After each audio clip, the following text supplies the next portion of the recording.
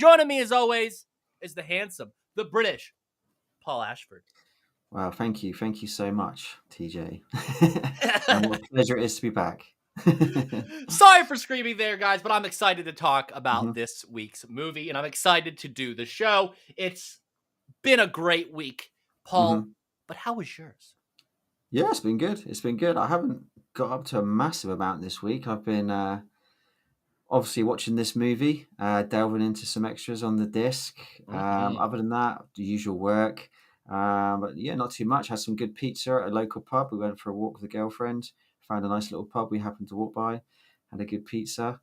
Other than that, man, I haven't done too much at all. My copy of Primeval's arrived from Australia. I haven't watched it yet, but I'm very much looking forward to delving into that and all the extras. But no, man, for me it's been a pretty standard week. Yeah, not too much going on. To be fair, I haven't watched any other movies really. It's been a busy week with work, etc. But yeah, that's my week essentially. How about yourself?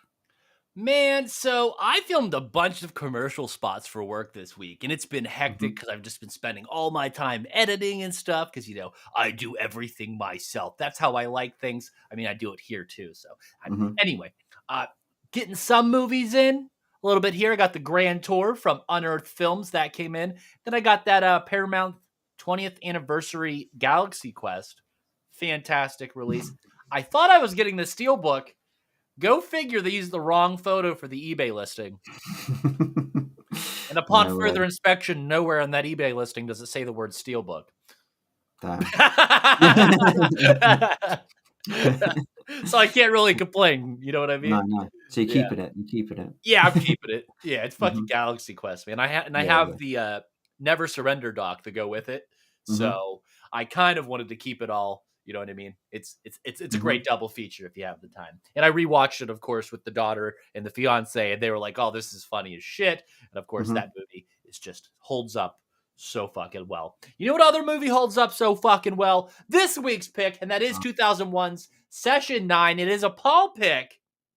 And that was directed by Brad Anderson, who actually did 2 comedy films prior to this film, and it shows because there's some comedic moments in this fucking place. Oh my god, this it's nuts.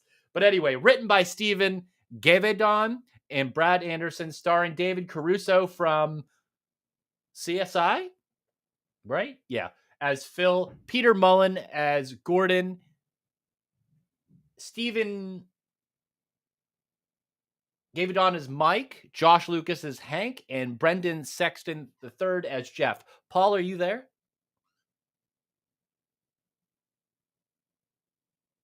Paul? Paul?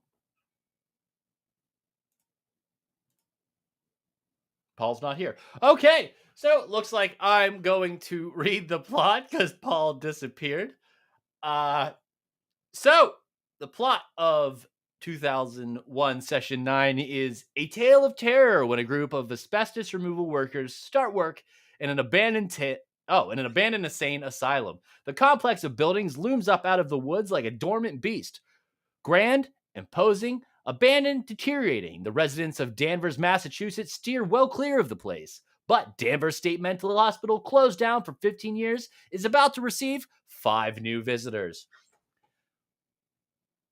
That kind of sums up what happens in the movie, but there's so much more that goes on, and it's an absolute mind fuck. Uh, like I said, this was a Paul pick, and I've never seen it before prior. But Paul's not here, it seems. It's interesting.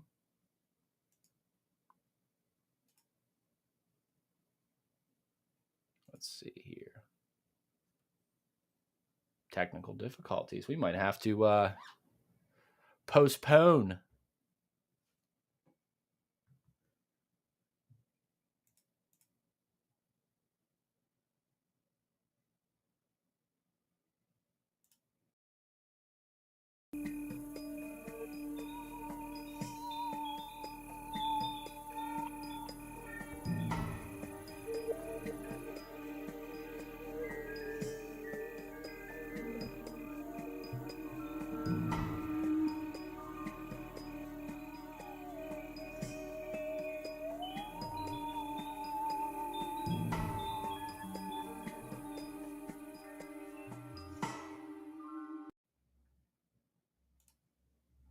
Paul's back. What the fuck, dude? What happened there? Sorry.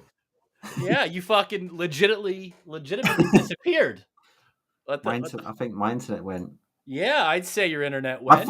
I thought yours went. I was like, hello, No. hello. Let me put my phone back on airplane. Yeah, Thank you guys for sticking with us. the whole house went down. Sorry. Oh. Airplane mode. I just had to do like a diagnostic test on my internet, but yeah, it's up and running again. Of course, this is what happens when shit goes live. But anyway, It's because of the movie we're doing. That's yes, why. I read the plot. Cool. I said it was your pick. Okay. Never seen it before.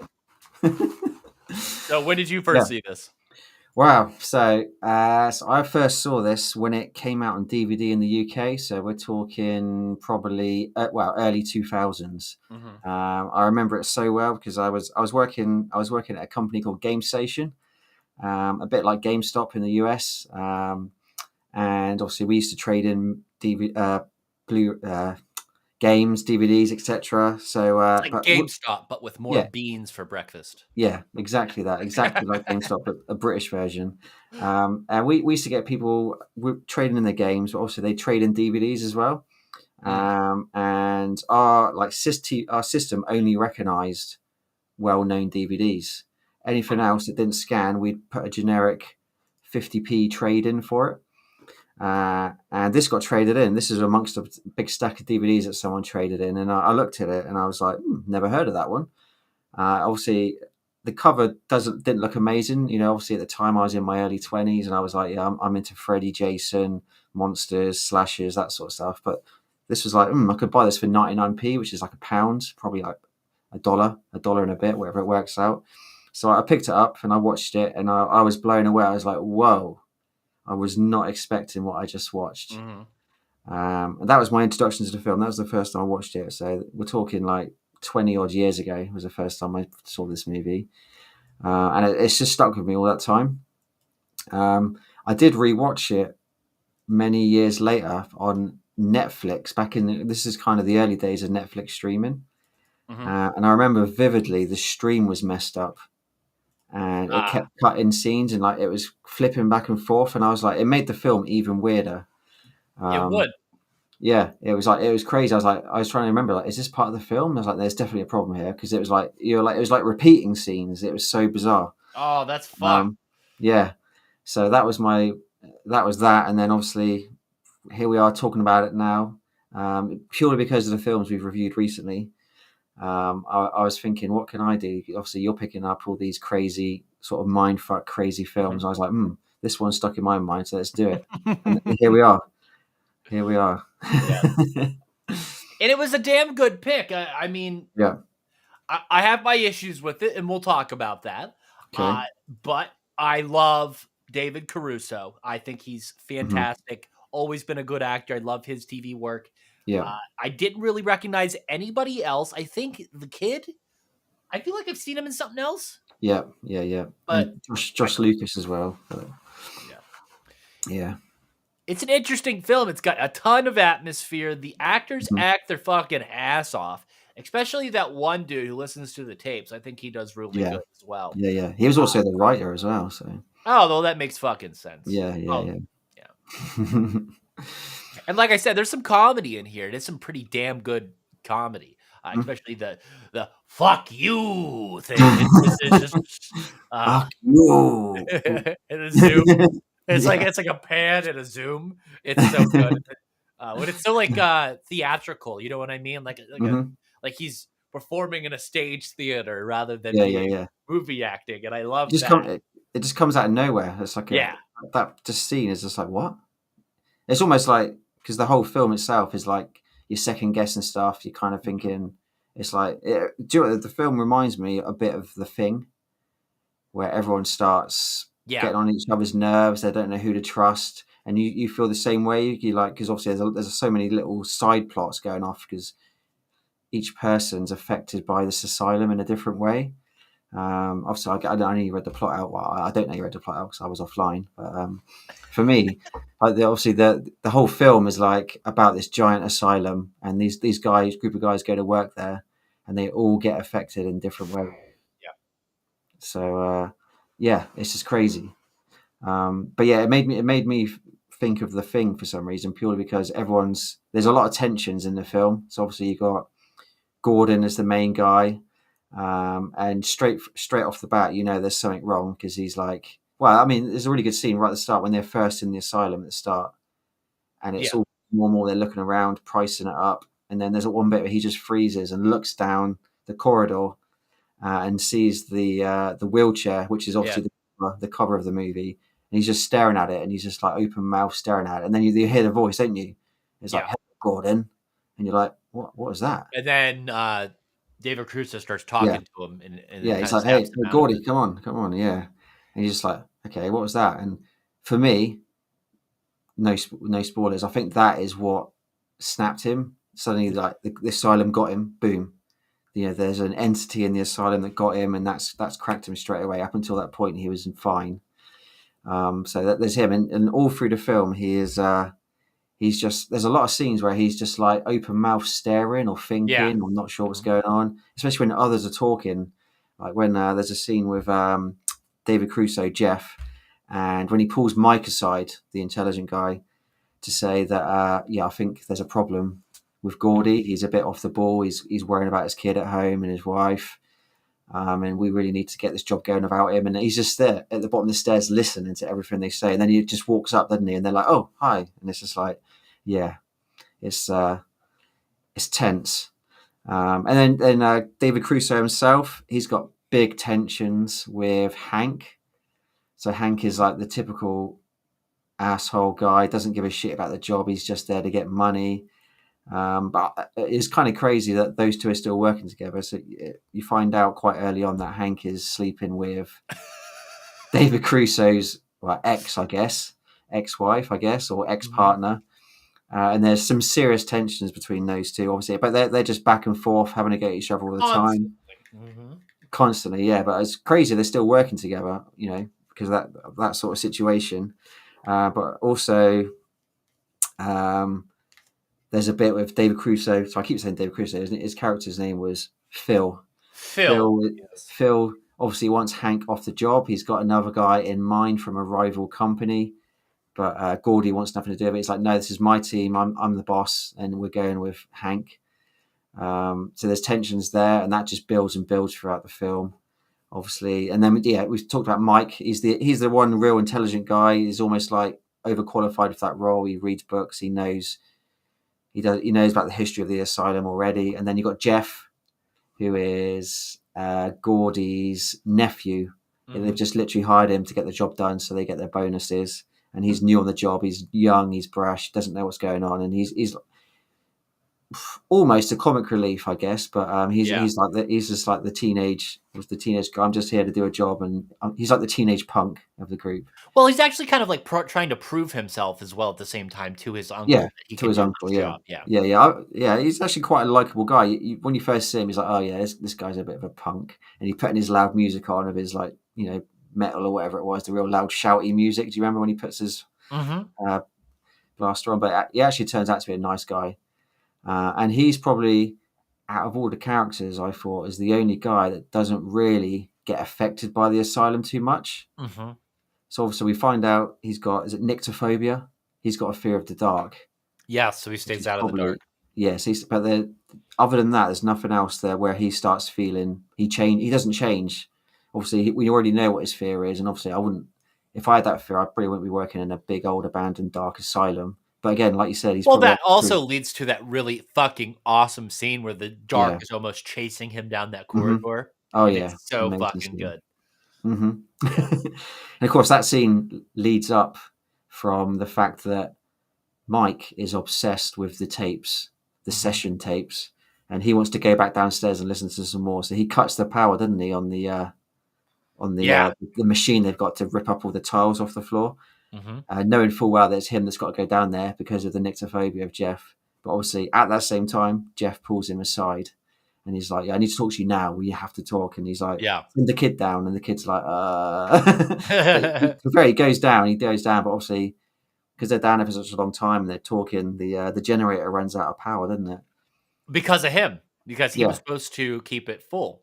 keep it full. Yeah, Yeah. yeah, It's yeah, yeah. it's great. So, but yeah, should we talk about that scene? Because that scene was Yeah. amazing. Yeah.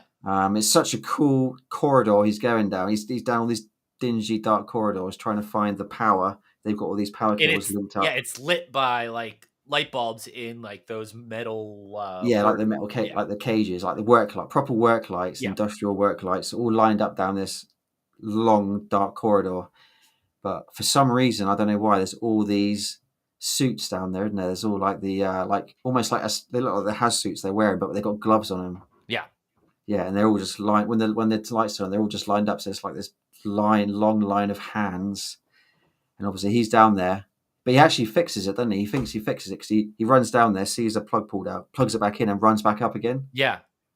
Um, Actually, it's a bit of a spoiler talking about this scene because then he sees Hank, doesn't he? Do you remember? He plugs Oh power back yes, in. he goes back up the steps, and Hank's just kind of Yeah, fucking staring out the window, and then he yeah. kind of like What, touches the window. He's like, what are you doing here? yeah. What are you doing? Oh man, well that is probably okay. I'm cutting forward to Hank's scene. That is Well, let's by talk about far, what happens to Hank, because that yeah. scene's fucking So terrifying. yeah. So Hank, like we said, is the typical brash asshole kind of guy, sleeping with someone else's wife. Doesn't care about the job. He's taking cigarette breaks all the time, and he's lazing off, getting Jeff to do the work. But when he's down there, so when they're down doing the job, he's like spraying his stuff, isn't he, in this dark corridor? And then he spots a coin on the floor, like a really old coin. And he's like, oh, picks it up. Then he sees another one and another one. It's kind of like leads him astray, doesn't it? Mhm. And he starts seeing him stuck in this bit of wall in between the bricks.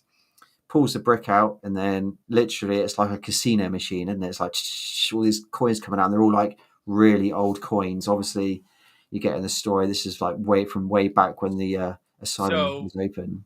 the way I read that scene, Yeah. that is a catch for the crematorium, Okay.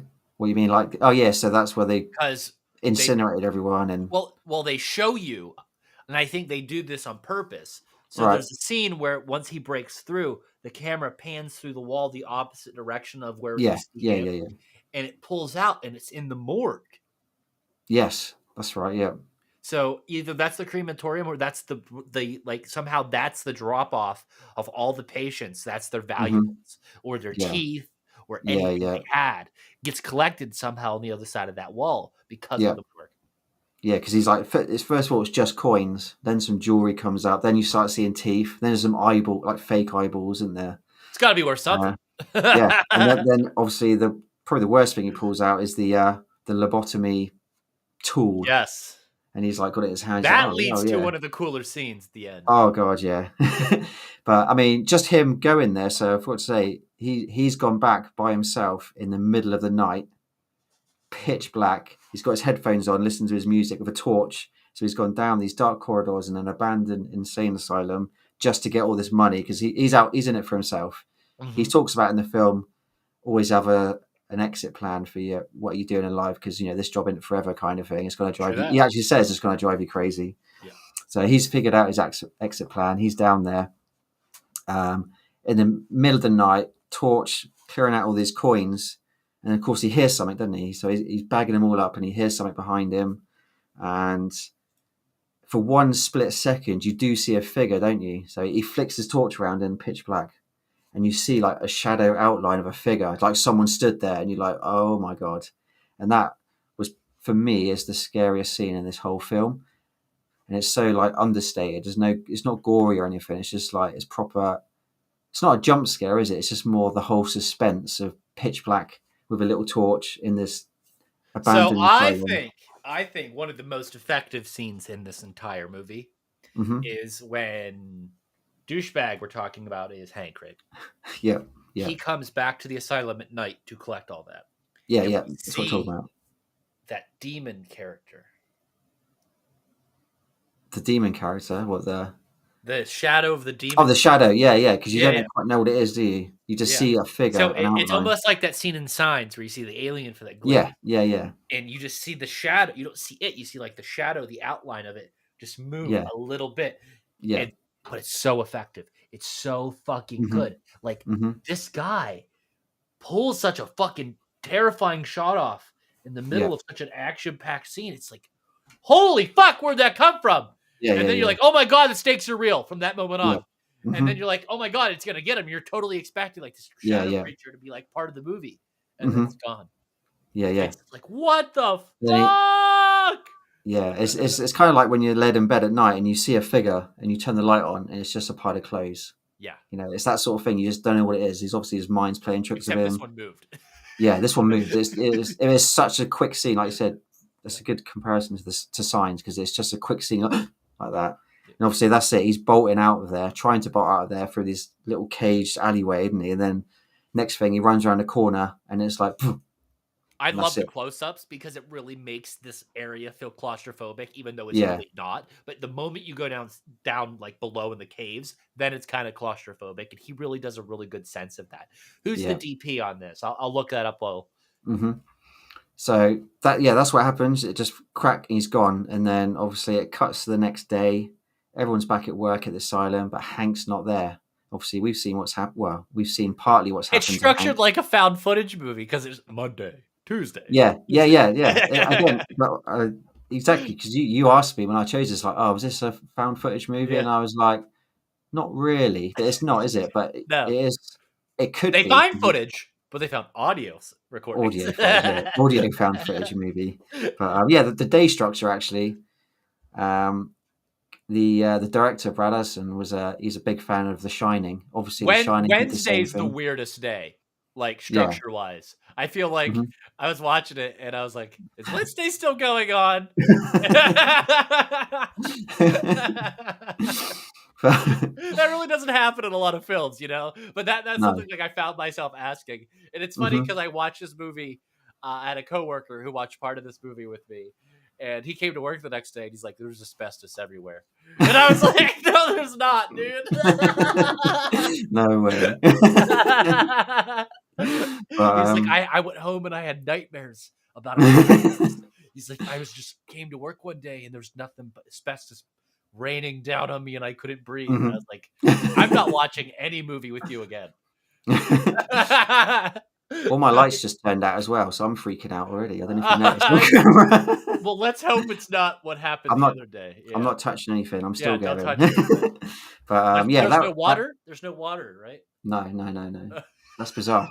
My light behind me is just switched off. I don't know. So yeah, super effective, super scary scene. But of course, like we said, the next day, Hank's not there. Oh, fuck. The person who DP'd this, director of Stranger Things. Yes, yes, she went on as a female. Yeah, she What went the on to fuck? do Stranger Things. Yeah, it's crazy, isn't it? So there's actually an interview of her in the extras on the disc And on the Orange is second the New cyclist. Black. hmm Wow. Yeah, there's some big names involved in this movie, to be fair, which makes it all the more crazier that it's so unheard of, you know. Yeah. But yeah, so obviously Hank's missing the next day, and we then go to You know what other everyone. movie? Yeah. This direct DP shot that Walk Hard the Dewey Cox story. How do you go from that to this? That's the great thing. Obviously, the director as well, Brad Anderson. His first two films he did before this were rom coms. Uh-huh. So he went from two rom coms to this, and it's just like wow. That's So great. it's like I read it as a tonal shift in his work. I was like, yeah, really, it really was. So anyway, the team thinks Hank's gone because obviously Jeff Caruso rings his ex-wife, ex-partner Yeah. to see is Does Jeff he? there. He does. He rings her on the phone, but we don't get to hear the conversation, do we? Do you Exactly. remember? Yes. Yeah, and again, this is the thing is like, is he talking to himself on the phone? Because we know what's happened to Hank, or we think we know what's happened to Do Hank. any actual phone calls occur in this fucking movie? I don't know. You double guess everything because you just don't know. Is this real? Is this Oh, part of it? We just don't know. same director as The Machinist. Yes, he went on to do The Machinist years later. Okay. Yeah, so he's done some good stuff. This guy, Mhm. and to be fair, I've never seen The Machinist, and I probably should change that. He also did a Masters of Horror episode we should check out. Really? Yeah, that sounds good. Yeah. That's a great series. Criminally underrated. We Yeah, will get there, folks. Stay this is tuned. criminally. This is criminally underrated as well. So Yes, there's yes. a theme. There's a theme there for sure. But yeah, so that the other scene we talked about with Jeff. So yeah, they all presume Hank's gone. They've got a replacement on the way, and the guy that Jeff wanted, that Caruso wanted in there. Yeah, this whole scene I mentioned with poor little Jeff going to How turn the car greasy's back his on. replacement, though? Oh yeah, yeah, it's proper. Yeah, proper like yeah, and the way he just drives in as well in his little car, his little sports car. I love it. Yeah, and but yeah, so Jeff. The really cool thing is, so we all know that little Jeff is afraid of the dark, so he braves it himself. He runs down the dark alley, finds the power cord that's pulled out, switches it back on, and then runs back out again. And you think, my God, I'm good. But he's literally running back up the stairs, and then suddenly he spots Hank like looking out the window with blood on his hands, and you're like, "Well, what are you doing here?" And Hank's like, "What are you doing here?" And that for me is like super creepy because we've seen what we think we've seen Hank get killed, and suddenly he's there. So Yeah. I was like, okay, maybe Jeff is being affected by this mental asylum now. He's seeing a ghost. So all Hank says is, "What are you doing here? What are you doing here?" And they just see blood on his hands, like you said. He rubs his bloody fingers on the window, and he's like, "I got to go." So he runs off to go and get the others, doesn't he? And obviously, at this point, Jeff and Gordy are at massive tensions between them because they're having a big argument, don't they? They're literally about to have a fight. Everyone's about to kick off. And then Jeff runs out there. No, I've just found Hank. I've just found Hank. And they're like, "What? Are you crazy? He's gone to Miami." That's what he told his, or supposedly told his girlfriend. And then Gordy's like, "We got to go and see if it's him." And like they all obviously all go off. Typically, they go back to the stairwell. He's gone. He's not there. So we're thinking, yeah, that was a ghost. That was Jeff. The dark playing mind tricks on him. And yeah, it just snowballs from there, doesn't it? That's when the film really kicks up a high gear because then they hear walking upstairs, don't they? They literally this is when your favorite scene comes in. The fuck you. Yeah. They're all having an argument on the stairs. They hear the footsteps. They're like, right, you two go this way. It's like classic Scooby Doo. We're going to split up in Yeah. this mental asylum. We're going this way. You're going that way. And then it Always snowballs. a good idea. Yeah. And that's really when the film just blows apart because Phil Caruso, he goes down the dark alley and Jeff stays up top, doesn't he? Yes. And this is when it all kicks off. So Hank goes down. Hank, I'm getting my names mixed up. Caruso goes down there, and that's right. You start to hear music, don't you? So what's interesting, and you got to like figure out what's going on. Caruso's on a bottom level, like he's in like a sub basement. Yeah, and then at the same time that Caruso is, Jeff is on the floor above him, but they're still in the basement of this bigger building. And I believe they're walking the same direction. Correct? Yes, yeah. Okay. Yeah. So, and it's like you start hearing they hear music, don't they? And that's why he wants to go. That's why Jeff wants to go down there. He's hearing music, and obviously, again, it's the whole dark bit. He's got his torch. He's like flicking his torch around. And I'm kind of expecting they're going to find Hank's dead body, but then they see his head. Can hear it, but Jeff can't. That's right. Yeah, Jeff's upstairs. Jeff's on the. No, it's not upstairs. On the Is it? On the second floor, and he just sees he finds where the music's coming from. It's Hank's headphones still playing, strewn on the floor. Then he finds Hank's clothes, doesn't he? His like overalls and that he was wearing. Well, he finds the peanut butter first, and then he finds. The peanut butter jar. Yeah, I completely forgot. Yeah, the peanut butter jar, and they're like, okay, something. And what's interesting though is that peanut butter jar is seen earlier in Gordon's bag when he goes to enter his house. Yeah. Or he, spoiler alert. Oh yeah, you've just spoiled it massively. Yeah. And then you just, again, a nice real brief scene. He's flicking his torch around and suddenly you just see Hank curled up, don't you? He's just got pants on, and he's just like a pair of pants like that. He's like shivering. He's still alive. You can see he's still alive. He's like slightly banging the back of his head off the wall. Yeah, he's like almost like a mental patient. He's like all cowered over like that.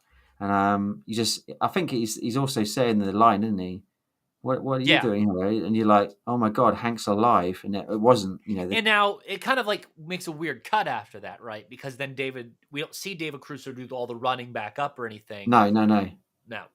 it cuts back to I think it's back to Gordy doing Yeah, his yeah. thing. So you're like, it's the whole double cross thing. You just don't know. Is what's is was you almost start thinking, did Phil knew he was there? Was it Phil that tried to kill him, or because Mhm. obviously he didn't like him? So did Phil know he's going to be down there because that was where he was when he tried to kill him? And you didn't want it. You didn't want it. This film didn't want to show you that much, so it cut back And to something we Gordy. haven't mentioned at all is Hmm. Mike, meanwhile this is all going on, is listening to Yeah. tapes in Yep. another room, in another part of the building, and these tapes are labeled 1 through 9, okay? Yep. So as soon as Sessions. Yeah. you see session 9, of course, you're like, Yeah. "Oh, we can't wait till we get there." But he slowly goes through them, and it unravels. We get some exposition here that's kind Yeah. of not really tied to this story, tied to our main characters, but it's tied Not. to the Yeah. location. The Hmm. location itself is a character kind of set the tone by the tapes. The Yeah. tapes set the tone for the asylum Yeah. Yeah. becoming a character. So anyway, it's this girl. We hear some exposition from Mike Mary earlier, who just Hobbs. kind of knows things, saying, "Don't you know about what happened here to this Hobbs girl?" Is that right? Her Yeah. last name was Mary Hobbs. Hobbs. Mary Mary Hobbs. Hobbs. And he gives us this whole slew of exposition, yada yada yada. All these terrible things happened to Yeah. her, Yeah. and then he goes on to find these tapes and all this paperwork, and he dives really deep.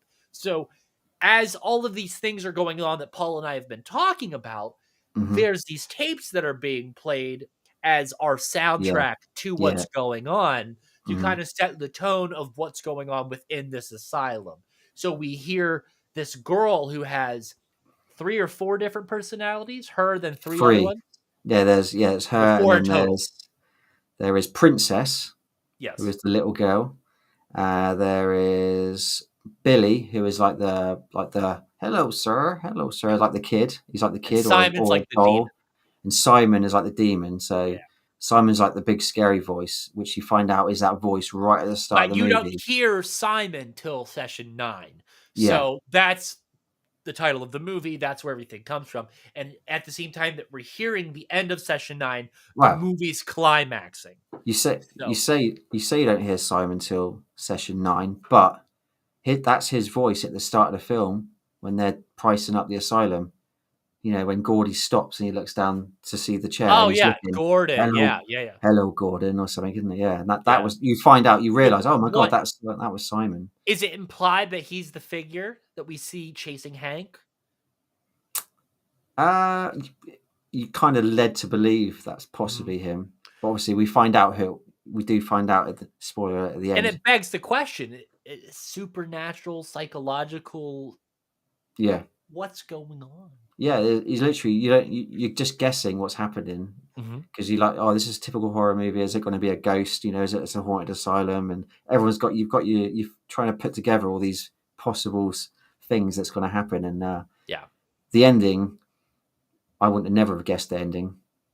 To be fair, 'cause it came No. out of nowhere. It kind of came out of nowhere, and you're like, whoa! And then it's Well, that because one. it starts, so we'll talk about this. At the Mhm. beginning, Gordon reveals that he hit his wife after she scalded him on accident. And Yeah, then that slowly goes and you from hear that that into, audio. How many times do yeah. we hear that audio as well? But the way the director cuts the audio, we hear a little bit more each time as Yeah, he yeah, yeah, kind of yeah. reveals more. So by the end of the film, where we finally realize what's going on or what actually happened and what I see, okay, I'll just talk about this. His guilt of X, and we'll talk about Hmm. that still, Yeah, led to him being susceptible to the evil spirits in the asylum right. because he was already mentally compromised. Okay. And then Yeah. his frustration caused the others to get angry, with the Hmm. exception of Mike and Gort and Hank, Yeah. who then get influenced by that entity, Hmm. mainly Caruso, because of the combatants, which then allows him to lose control. Hmm. Hank's big problem was that he stole. Jeff's big thing was just bad place, wrong time. You know what I Yeah. mean? Hmm. And Mike nebbed around too much. Hmm. So they all kind of did something that they shouldn't have done, Yeah. and it all led to their demise. They all got paid for it, but ultimately, it was Gordon and what the mistake he made at the very beginning of the film, which we don't find out till the end, which Yeah. allowed them to Well, open themselves to what happens in this film. Paul? hmm yeah. So you say the very beginning. It wasn't quite the beginning, was it? It was after they had Yeah, because first entered the we get the asylum. opening of the film is this, right? It's a shot of Gordon from the back of his head, and it pans around Yeah. slowly to his front of his face, and that hmm shot is mirrored at the end of the movie as well. Yeah. So, yeah. Continue, Paul. So yeah, I mean, for me, for what happened to Gordon, so obviously it's kind of hard to say about spoiling it, but he hasn't done the thing hasn't happened at the start of the film. So at the start of the film, they're looking around this asylum, pricing up a job. Um, he then lets on to the security guy how desperate he is for the money. He's obviously short of money. He's got a lot of worries, which you can see in his face. But it's not until after that scene with the "Hello, Gordon" looking down at the seat at the wheelchair, that after that he goes home to his wife to celebrate that he's got the job. And that's the scene where he gets out of the van. He's got the flowers, and he's got some flowers. He's got the bag, and he's looking over at his wife in the house, and she's just staring at him. And you can tell something's not right. We're Something's 37 not right. minutes in. You can talk about spoilers. Yeah. Oh, I don't want to. We'll get there. But I think that thing didn't happen until after they initially been inside the asylum. Yeah.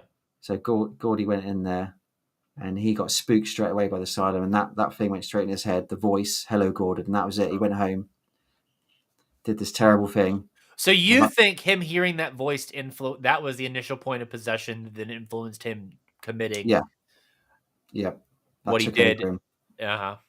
Oh, that's interesting. That bit Okay, there, that makes sense. That there and makes then sense. takes over his head, because at that time, from what I can tell, should we do spoilers? His wife, Yeah. He kid, he dog, fucking killed his infant child and his yeah, wife. Like, and the dog, I presume. and the Oh, the fucking dog's dog. supposed to be And we again. have to hear it. Yeah. Oh, it's fucked.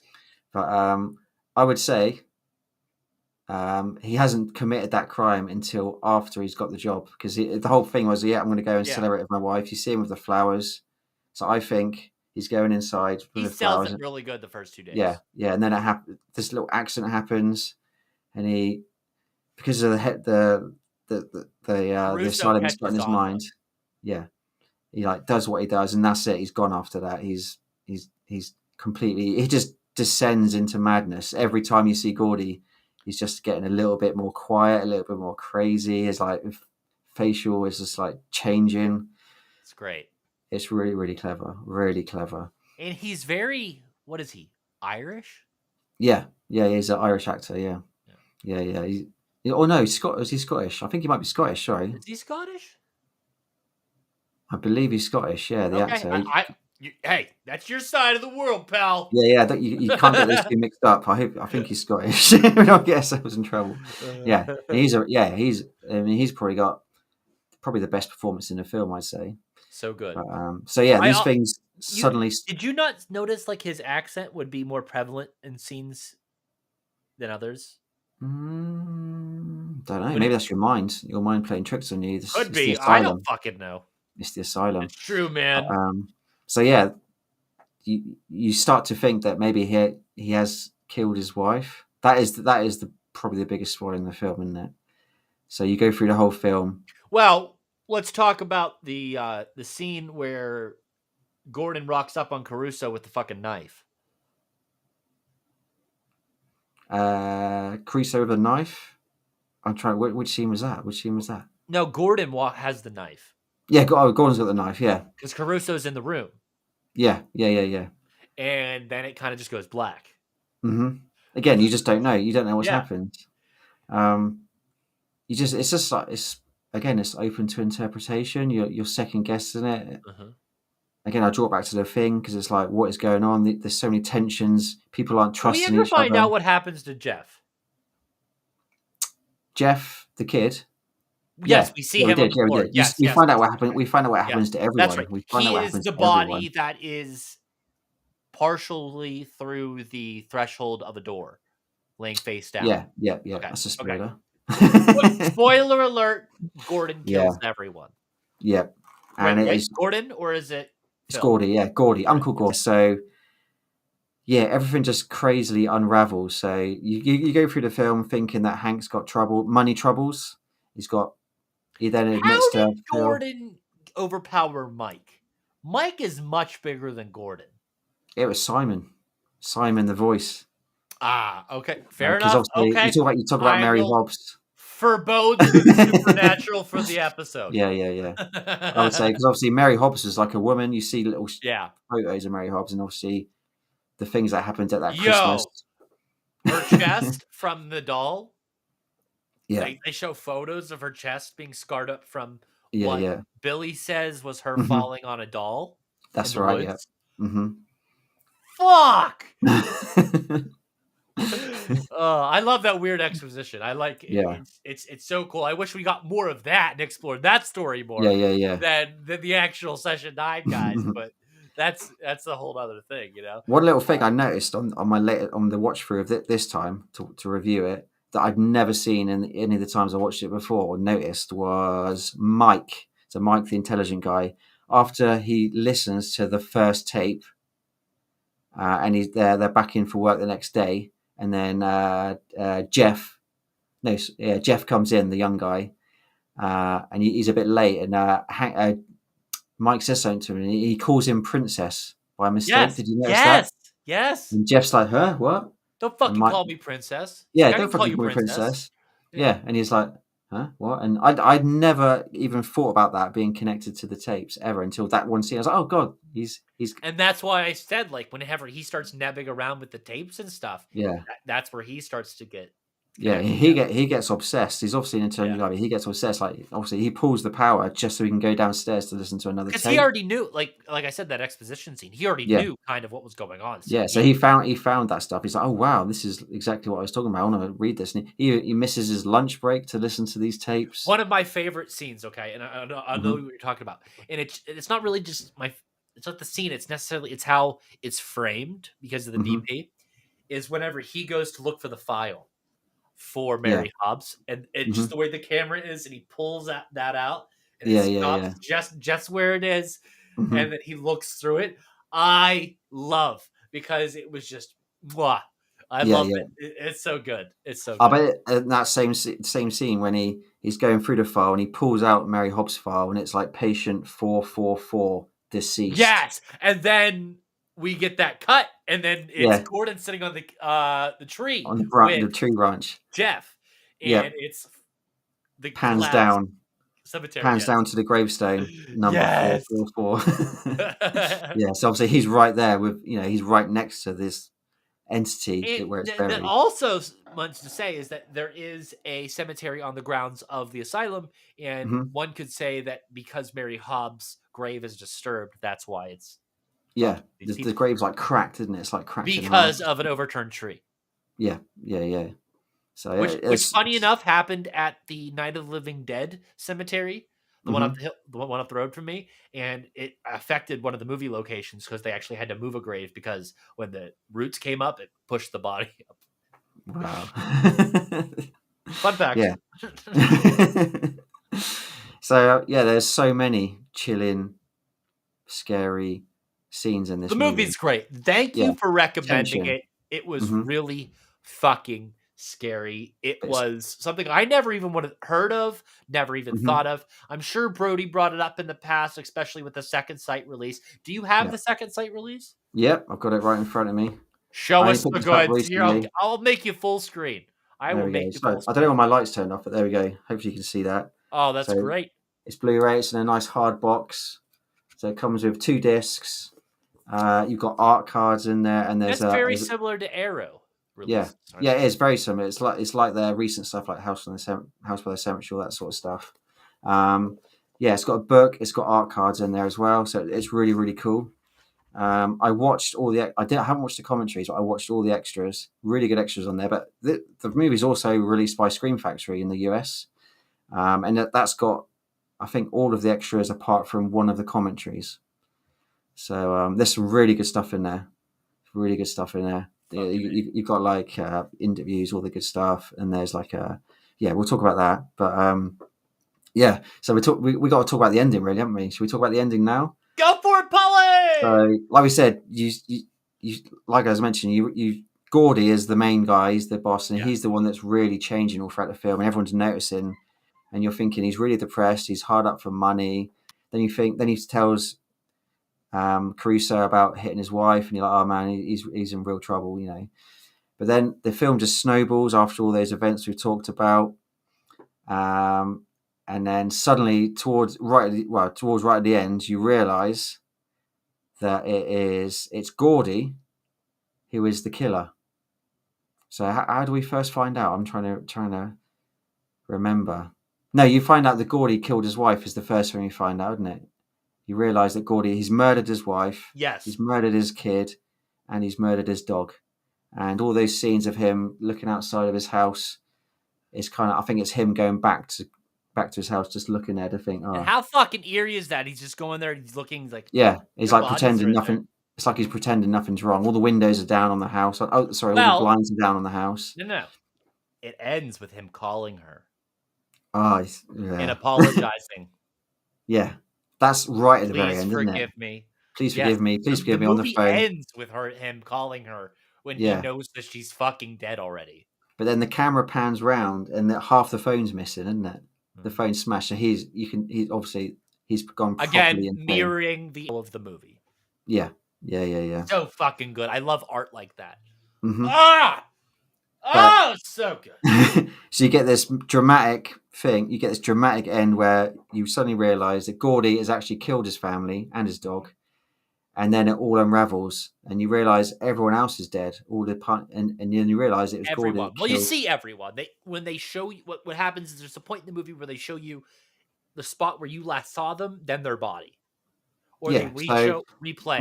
We get the scene with Jeff. So the scene we talked about of Jeff, the young punk. He comes running out of the asylum, doesn't he, when it's dark, and he's like covered in all the asbestos and all the stuff, ripping his stuff off. Oreo. Yeah, and he eats one of his Oreos. He's at the van. He's like, Gordy, Uncle Gordy, where are you? And he's like, I'm coming. You just hear him go, I'm coming.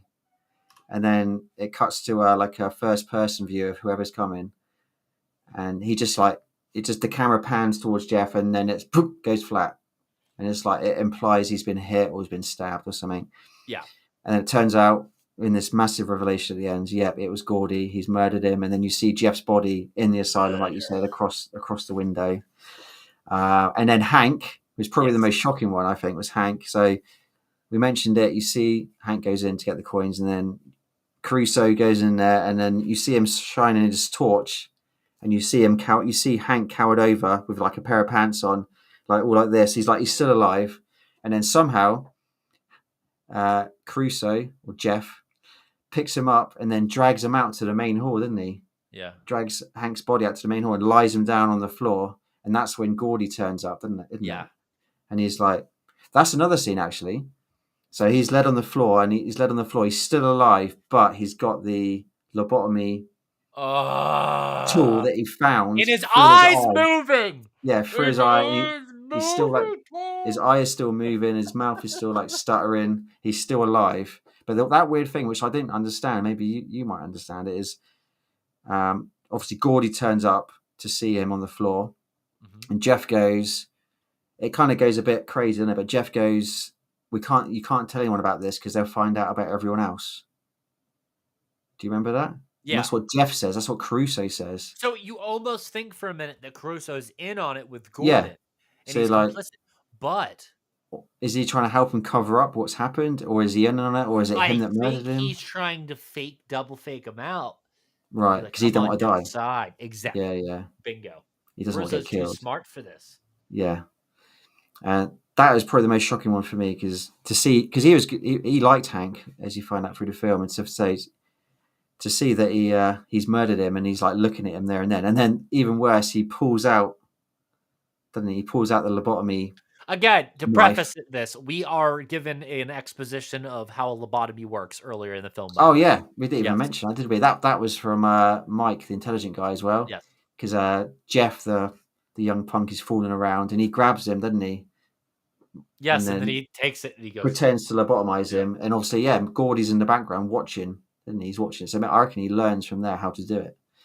from seeing Mike do it. And yeah, probably the goriest scene in the film, which isn't really that gory.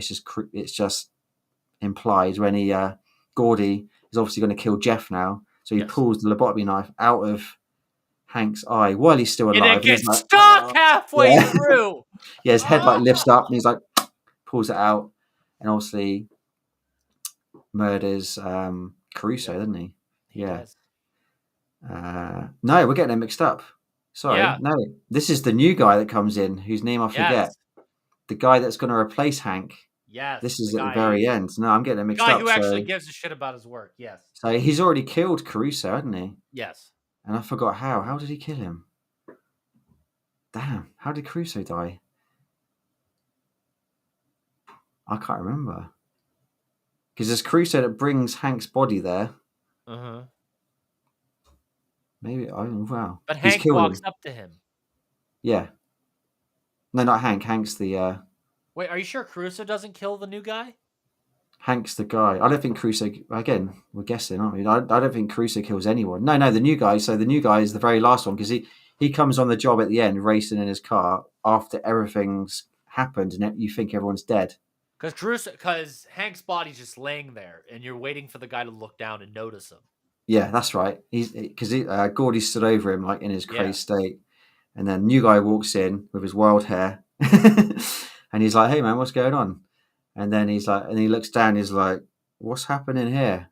And the next thing, he rips out the lobotomy from his eye, grabs the guy, and then does exactly the same to him. And then Mike, the intelligent guy, we didn't see what happened to him at all, but then it flicks back. Yeah, it flicks back to the scene of Mike. After Mike's turned the electric back on, he's going back to listen to session 9, and you see him walking across the gym hall. But the next thing, when the new guy comes in, all you see is a pool of blood in the middle of the gym floor. And then we see the flashback. Was that the gym or the theater? I think it was a gym, wasn't it? It was a stage. Like a sports floor. Oh, it was like maybe it was like a theater in there. It's the big empty room. Because whenever the guy said this place is so big, it even has its own theater. That's right. Yeah. And but the next thing, you see, they show why the pool of blood's there, and it's Gordy approaching Mike from behind. Kills him. Yeah. Possessed by Simon. Yeah. But I can't remember how Caruso died. I can't remember for the fucking life of me. But it all unravels. He's murdered all of them. They're all dead. And then the movie just ends. He's killed everyone. He's just sit there with his mat on his. He's ringing his wife again on the phone, even though you already know she's dead. And it's him trying to apologize to her. I'm sorry. And then it make it even worse. It pans around and half the phone is missing. It's smashed. It's not even working. Which then cuts back to the scene where was the phone working when Caruso called his ex-wife. Were any of these phone calls real? You know?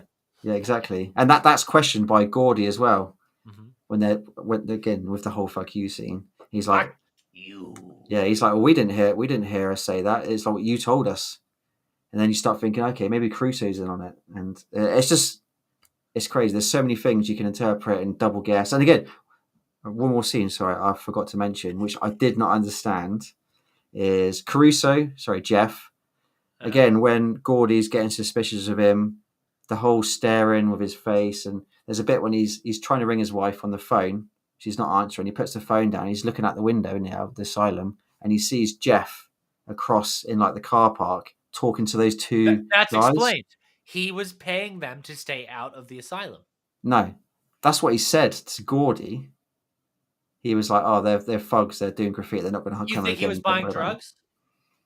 It looked like he was dealing drugs, like a side job. But what that wouldn't make any sense. But he said to Gordy, "Oh yeah, by the way, those two guys." That's after Gordy admits that he's hit his wife. I don't know, man. That's Brad Anderson. Yeah, but it just seems so out of place. It's just like he's saying that to get him off his back. I think it's there to further the discontent between them and to set up the altercation that happens later in the film that then is explained through that conversation of, I was just trying to pay them off to stay out of here.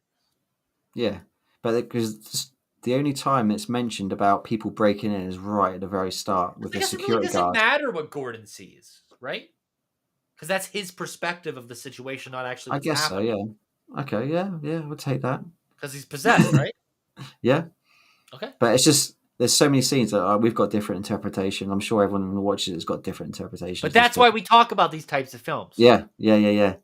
Probably the most really chilling bit, obviously, yeah, ends with him smashed up phone, and then the film just ends, doesn't it? It goes to the credits, and boom, and you're like, oh, so this guy has killed his wife, killed his family, and he's acted on the whole film throughout the whole film like it's normal. And probably the most chilling word. So, before the end credits, we cut to Simon, the demon voice. The session 9 tape, because obviously the session 9 tape has started playing again because they put the Yeah. power back on.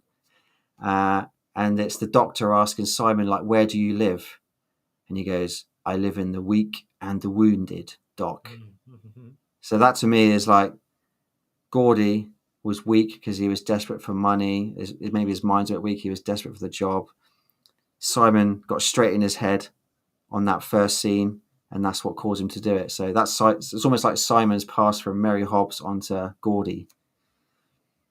And then the film just end, and then it's the creepy music. A lot of creepy piano music in this film, isn't there? Yes, I love it. Yeah. So yeah, what a film. Paul, how would you rate this film? I love it.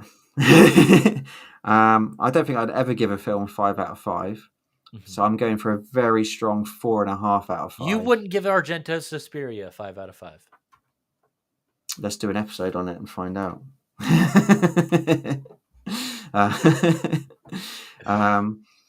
It's a very strong 4.5 out of 5 for me. Yes, I would agree with you. I've got a cat walking in front of me. I apologise. It's okay. The cat has entered the room. Easily 4.5. So I just want to throw back to last film, Chasing Sleep. I said I would never watch this film again. It's so depressing. It's so dark. Mm-hmm. This film is depressing and dark, but I would watch this again. But it's not as rough as Chasing Sleep. This one's got a supernatural mental aspect to it, whereas Chasing Sleep was just real and like, So this coupled with your real life water problem. Exactly, yeah. Session 9, I'd watch again tomorrow because I want to delve into it a bit more. I want to see what's going on. So yeah, I love this film. If you didn't do it, you wouldn't have realized the princess bit. Exactly, yeah. That's one bit I picked up, and I just realized I could pick up more on this. And again, picking up this Second Sight Blu-ray, which is also available from Shout Factory. One thing you haven't mentioned, and you probably haven't seen, is the deleted scenes and the alternate ending. Haven't even mentioned it. Alternate ending? So it's all tied into the deleted scenes. There's a whole new character which is not shown in the final film at all, and that is a homeless lady living inside the asylum. So, and she's barely clothed, big hair, and literally some of the same scenes that we see in the movie where it's like the scenes with like Jeff going down the stairs or Hank running up the stairs. It's the exact same scene, but the camera pans up afterwards and you just see a figure watching them, and it's like this woman. And even it's probably the scariest bit, so the cover art, the chair and the corridor, and the very first scene when Gordy looks down there, you see the chair and the corridor. On the deleted scene, it's that scene. However, this woman runs past in the background. What the fuck? Yeah, so we're talking proper Signs territory even more. And this was in the film that they showed to test audiences. And apparently the director said in the extras that the test audiences thought this homeless woman, she appears in quite a few scenes, even in the gym scene, when she's looking out of a window. It is a gym. No, it's not. It's a theatre. It's the projection room. That's right. It's a projection room. She's looking down and she sees people walking back and forth, and then she sees what Gordy does to Mike when he comes up and murders, and it pans to her face, and she like screams. She's like, like that. But the director says they showed this version to test audiences, and almost all of the test audience thought this was Mary Hobbs still alive in the asylum. So it completely took away from everything else of the film. Yeah. They thought, that's Mary Hobbs and she's going to kill everyone kind of thing. So it turned it into like a ghost house kind of movie. But interesting. Yeah, alternate ending. It's the same ending with he kills everyone. He's on the phone. I'm sorry. I'm sorry. I'm sorry. And as the camera pans around with the broken phone, this woman steps in to the hallway with an axe or a weapon and just kills Gordy. Oh, Kills Gordy, fuck. blood everywhere, and just looks really shocked like that, and then just walks off. And then it's the end. No So it's a fucking whole character, way. a whole new ending. And then obviously because she's seen Gordy kill everyone, Yeah. it shows the scenes where he kills people, but it also shows her watching from afar, and then the look on her face, so she knows, and she comes in and kills him at the end. That's So wild, dude. yeah, but it's all on the extras on the disc. But yeah, literally, he said test audiences thought that was Mary Hobbs, so they didn't. They took it out of the final film. But yeah, even that one world scene of the scene of the chair in the corridor, and suddenly she runs across in the background. So yeah, That's crazy. crazy cool. Yeah, really cool. And I didn't know that until I watched it literally the other day, and I was like, whoa, just adds another element to it, I you know? think that would have made the film stronger, but Yeah, yeah. I'm almost sad they didn't put the whole version on there, like director's cut yeah, and kind of theatrical like what we cut. got with Nightbreed and Cabal. Yeah, exactly that, exactly that. It adds another tone to the film. Mm-hmm. So, and he talks about the film being released. He said they had $1 million budget, which was quite low back then. And Can't the tell. studio that released the film, they put it into 6 theaters in the US, hoping to get some attention and build it up to get it to more theaters, which didn't Yeah, happen, unfortunately. And obviously, they talk about that in the extras. He was really pissed off with it, saying that's not the way to release a horror film. And yeah, but he's happy that it's gained a cult following since. But yeah, crazy deleted scenes, well worth watching, and the alternate ending as well. so go check out that release from Second Sight Films.